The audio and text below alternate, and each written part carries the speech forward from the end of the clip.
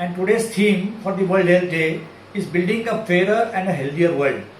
Fairer because a lot of countries in the world, they are underprivileged or developing countries, and there are some countries which are very rich countries, so there is no balance between these two sets of countries and people.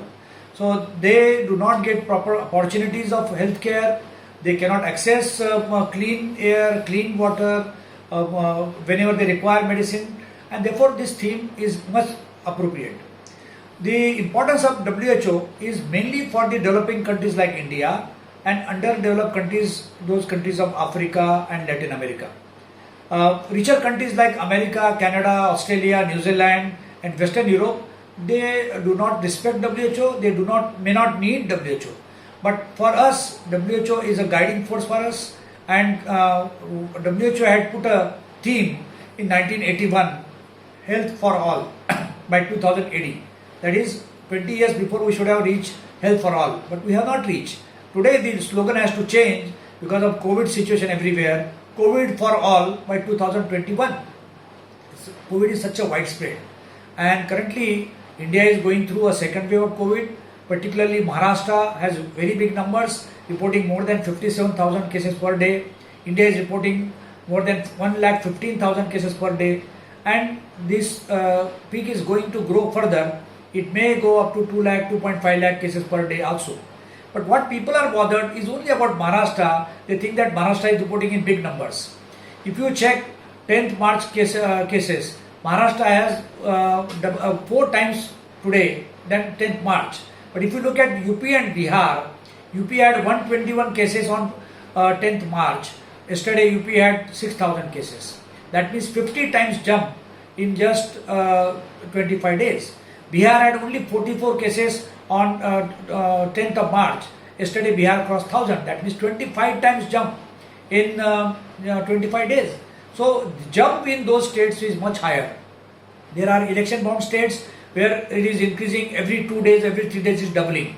Our some neighboring states of Maharashtra like Chhattisgarh reported more than 11,000 cases yesterday. Madhya Pradesh, Gujarat, Karnataka, they are reporting very high numbers. So do not go by real numbers, go by in percentage, in population percentage, or how fast they are doubling, tripling. Now for managing COVID, there is no perfect antiviral drug anywhere. So whatever drugs are available, they are basically to mitigate the patients. And one is steroid, they are in abundance. There are thousands of companies making steroid, so there is no shortage. The other drug which works is remdesivir.